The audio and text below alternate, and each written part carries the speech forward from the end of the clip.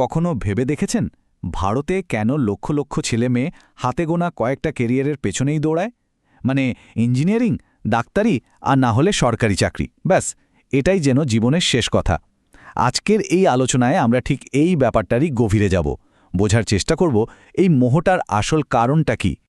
স্ক্রিনের এই সংখ্যাটা একবার দেখুন তো, 1,21,00,000। ভাবছেন এটা কি কোনো দেশের জনসংখ্যা? না, এটা হলো কিছুদিন আগে হওয়া ভারতের সরকারি রেলওয়ে পরীক্ষার আবেদনকারীর সংখ্যা। ভাবা যায়, জাস্ট একটা চাকরির পরীক্ষার জন্য এত মানুষ। একজন তো এই অবস্থা দেখে বলেই ফেলেছেন, এটা চাকরির আবেদন প্রক্রিয়া না, এটা একটা গণ অভিপ্রয়াণ, মানে ম্যাস মাইগ্রেশন। এই একটা কথাই কিন্তু যথেষ্ট এটা বোঝানোর জন্য যে এই বিশাল সংখ্যার পেছনে কতটা আশা, কতটা ডেসপিরেশন লুকিয়ে আছে। আর আসল অবাক করা বিষয়টা তো এটাই, কেন পিএইচডি, এমবিএ করা লোকেরাও পিওনের মতো পদের জন্য আবেদন করছেন। একটু আগে যে রেলওয়ে পরীক্ষার কথা বললাম, জানেন ওটার সাকসেস রেট কত ছিল? মাত্র 0.09%। মানে 1000 জনের মধ্যে একজনও চাকরিটা পায় না। তারপরেও এই অবিশ্বাস্য ভিড়টা কেন? এই যে বিশাল একটা সিস্টেম, এর ভিতরে ঢোকার জন্য যেন দুটো গেটওয়ে বানানো আছে। প্রায় সবাইকেই এই দুটো দরজার একটা দিয়ে ঢুকতে হয়। একটা হলো ইঞ্জিনিয়ারিং আর অন্যটা ডাক্তারি। চলুন প্রথমে এই দুটো গেটওয়ে নিয়ে কথা বলা যাক। মজার ব্যাপার হলো, ভারতে কিন্তু ইঞ্জিনিয়ারিং ডিগ্রিটা বেশিরভাগ সময় ইঞ্জিনিয়ার হওয়ার জন্য পড়া হয় না। এটা অনেকটা একটা ন্যাশনাল সেফটি নেটের মতো, একটা সুরক্ষার জাল। লোকে এটাকে একটা পিভট জোন হিসেবে দেখে, মানে এমন একটা ডিগ্রি যেটা হাতে থাকলে পরে ম্যানেজমেন্ট বা সিভিল সার্ভিসের মতো অন্য যে কোনো দিকে সহজেই সুইচ করা যায়। সংখ্যাগুলো দেখলে ব্যাপারটা আরও পরিষ্কার হয়ে যাবে। ভারতে প্রতি বছর প্রায় 15 লক্ষ ইঞ্জিনিয়ারিং গ্র্যাজুয়েট বেরোচ্ছে। কিন্তু শকিং বিষয়টা কি জানেন? এদের মধ্যে 83%ই আজকের দিনে চাকরির বাজারের জন্য জব রেডি না। ভাবুন একবার, কি বিশাল একটা গ্যাপ।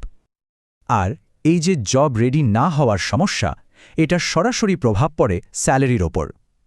একদিকে দেখুন আইআইটির মতো টপ কলেজগুলো থেকে যারা বেরোচ্ছে তারা বছরে 18-20 লাখ টাকা স্যালারি পাচ্ছে, আর অন্যদিকে একটা সাধারণ টায়ার 3 কলেজের ছাত্র, তাদের গড় বেতন মাত্র 3-4 লাখ টাকা। তো এত কম বেতনে কি হবে? স্বাভাবিকভাবেই তারা তখন অন্য রাস্তা খুঁজতে বাধ্য হয়। আচ্ছা, ইঞ্জিনিয়ারিং তো গেল, এবার একটু ডাক্তারির দিকে তাকাই। নিট পরীক্ষার এই ডেটাটা দেখলেই বোঝা যায় এখানকার কম্পিটিশনটা ঠিক কোন লেভেলের। প্রায় 23 লক্ষ পরীক্ষার্থী, আর সরকারি মেডিকেল কলেজের সিট হাতে গোনা কয়েকটা। মানে সরকারি খরচে ডাক্তারি পড়ার সুযোগ পাওয়াটা স্ট্যাটিস্টিক্যালি প্রায় একটা অসম্ভব ব্যাপার। আর এই ভয়ঙ্কর কম্পিটিশনের কারণেই তো রাজস্থানের কোটার মতো কোচিং হাবের জন্ম, যেটাকে সবাই কোটা ফ্যাক্টরি নামে চেনে। কিন্তু ইদানিং এই সিস্টেমটাও কিন্তু মারাত্মক চাপের মধ্যে আছে। মেন্টাল হেলথ ক্রাইসিস, ছাত্রছাত্রীদের আত্মহত্যার মতো ভয়াবহ ঘটনার জন্য কোটাতে স্টুডেন্টদের সংখ্যা প্রায় 60% কমে গেছে, যা পরিষ্কার দেখিয়ে দিচ্ছে যে সিস্টেমটার ভেতরে ভেতরে কতটা ফাটল ধরেছে। তাহলে প্রশ্নটা হলো, এই ইঞ্জিনিয়ারিং বা ডাক্তারির এত কঠিন লড়াইয়ের পর রাস্তাটা শেষমেশ কোথায় গিয়ে মেশে? বেশিরভাগ ক্ষেত্রেই এর উত্তর একটাই, একটা সরকারি চাকরি। চলুন এবার এই সরকারি চাকরি বা সরকারি নকরির ম্যাজিকটা বোঝার চেষ্টা করি। এর এত আকর্ষণ কেন? দেখুন, প্রাইভেট আর সরকারি সেক্টরের মধ্যে তফাৎটা কিন্তু আকাশ পাতাল। একদিকে প্রাইভেট সেক্টর, যেখানে হয়তো স্যালারি বেশি কিন্তু সাথে লে অফের ভয়, প্রচণ্ড কাজের প্রেশার আর হায়ার অ্যান্ড ফায়ার কালচার তো আছেই। আর অন্যদিকে সরকারি চাকরি, যেখানে আছে জব সিকিউরিটি, সারা জীবনের জন্য নিশ্চিন্তি আর বাধাধরা কাজের সময়। আর ঠিক এই কারণেই সরকারি চাকরিকে একটা আল্টিমেট সেফটি নেট হিসেবে দেখা হয়। ভাবুন তো, শুধু সারা জীবনের জব সিকিউরিটি না, সাথে বাধা 9টা-5টার ডিউটি, সমাজে বিরাট সম্মান, আর তার ওপর বাড়ি, মেডিকেল, ট্রাভেলের মতো কত সুবিধা। বিশেষ করে কোভিডের সময় যখন প্রাইভেট সেক্টরে দলে দলে ছাঁটাই চলছিল, তখন এই সরকারি চাকরির ব্যাপারটা মানুষের মনে আরও বেশি করে গেঁথে গেছে। আর সরকারি চাকরির দুনিয়ায় একদম টপে কি আছে? UPSC, civil service. এখানে সাকসেস রেট শুনলে অবাক হবেন, মাত্র 0.2%। তা সত্ত্বেও লাখ লাখ ছেলে মেয়ে তাদের জীবনের সবচেয়ে দামি বছরগুলো দিল্লির মুখার্জিনগরের মতো জায়গায় কাটিয়ে দেয়। একটাই স্বপ্ন, ক্ষমতার একেবারে শীর্ষে পৌঁছানো। কিন্তু একটু ভাবুন তো, ব্যাপারটা কি শুধু টাকা পয়সা আর জব সিকিউরিটির, নাকি এর পেছনে আরও গভীর কোনো সামাজিক কারণ আছে যা পুরো সিস্টেমটাকে পেছন থেকে কন্ট্রোল করছে? একটা কথা আছে যেটা পুরো বিষয়টা এক লাইনে বলে দেয়। অ্যারেঞ্জড ম্যারেজের বাজারে একটা সরকারি চাকরি হলো সভারেন গ্যারান্টির মতো। আর এই ধারণাটা থেকেই তো জন্ম হয়েছে সরকারি জামাই বা সরকারি দামাদ কনসেপ্টার। ব্যাপারটা অনেকটা একটা পাইপলাইনের মতো। স্টেপ 1, একটা সরকারি চাকরি জোগাড় করো। স্টেপ 2, বিয়ের বাজারে তুমি হয়ে গেলে একজন প্রিমিয়াম পাত্র। আর স্টেপ 3, এর ফলে তোমার গোটা পরিবারের সোশ্যাল স্ট্যাটাস এক লাফে অনেক উপরে উঠে গেল। পাত্রের যদি একটা সরকারি চাকরি থাকে তাহলে তার বাকি কোয়ালিটিগুলো আর তেমন ম্যাটারই করে না। কারণ আমাদের কালচারে কেরিয়ার তো শুধু একজনের পার্সোনাল ব্যাপার না, এটা একটা ফ্যামিলি প্রজেক্ট। বাবা মা সন্তানের সাফল্যকে তাদের সারা জীবনের ইনভেস্টমেন্টের রিটার্ন হিসেবে দেখেন। আর এই সামাজিক চাপে ছেলেমেয়েরা কোনো রিস্ক না নিয়ে সেফ আর ট্র্যাডিশনাল রাস্তা বেছে নিতে বাধ্য হয়।